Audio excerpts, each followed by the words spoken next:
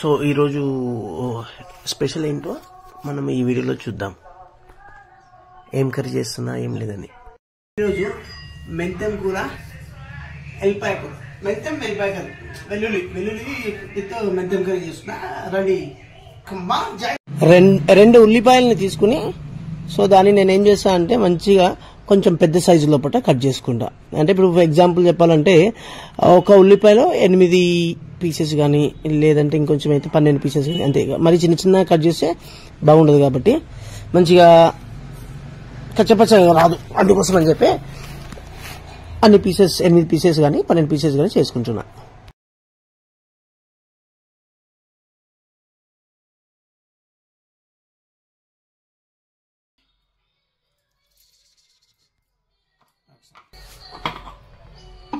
Yes.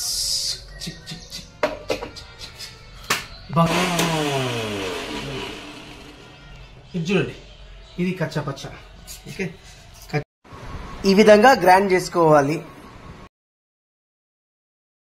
శుభ్రంగా కడిగినటువంటి మెంతం కూరని నేను చిన్న చిన్న ముక్కలుగా కట్ చేసుకుంటున్నాను.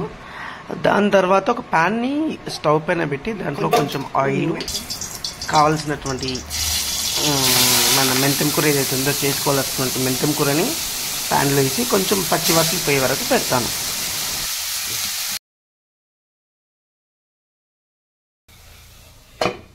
మెంతం కూర స్మెల్ చాలా అద్భుతంగా ఉంది.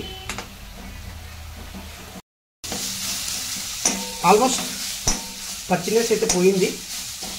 సో ఫ్రై అవుతుంది. సో దీనికోసం నేను బౌల్లో తీసేసుకుంటున్నాను.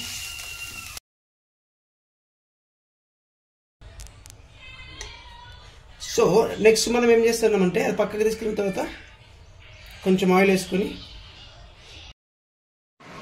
కొంచెం జీలకర్ర, ఆవాలు, మినప్పప్పు, మనకు కావాల్సినటువంటి తాలింపు కావాల్సినట్టు వెల్లుల్లి, దాని తర్వాత కొంచెం కొత్తిమీర కూడా వేసుకుంటాను. అది కరివేపాకు వేసుకుంటాను. వేసుకొని మొత్తం రెడీ చేస్తాను. కరివేపాకు లైట్గా బ్రౌనిష్ కాలేదు, ఇంకా బ్రౌనిష్ వచ్చే వరకు మనం దీంట్లో సో మనం ఇంతకుముందే పేసుకున్నాంగా దీంట్లో వేసేసుకుంటున్నాం.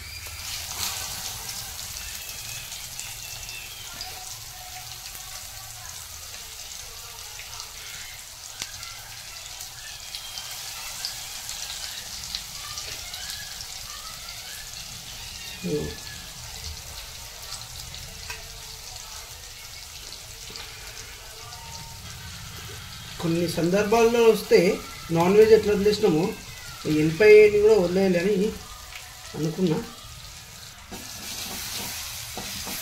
సో వేసుకున్న తర్వాత ఇది మంచిగా ఆవాలు ఉట్టినాయి కదా, దీంట్లో కూడా ఉల్లిగడ్డలో పచ్చినెస్ ఉంటుంది, పచ్చినెస్ పోవాలి. సో మంట చిన్నగా పెట్టేసుకుందాం.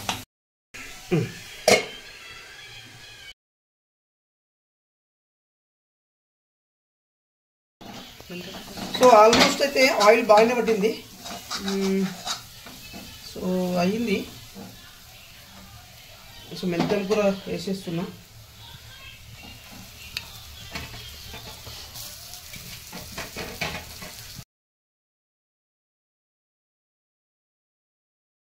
సో ఫైనల్గా దీంట్లోకి వేసుకోవాలి మనం.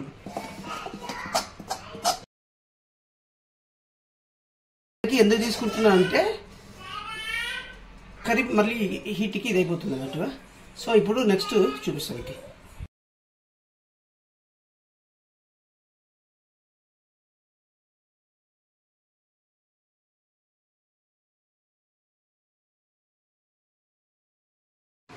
సో మెంతం కూర, వెల్లుల్లి కర్రీ అనేది సూపర్గా అయిందండి. మీరు ఒకసారి ఇంట్లో ట్రై చేసి నా ఛానల్ని సబ్స్క్రైబ్ చేసి నాకు సపోర్ట్ చేయండి.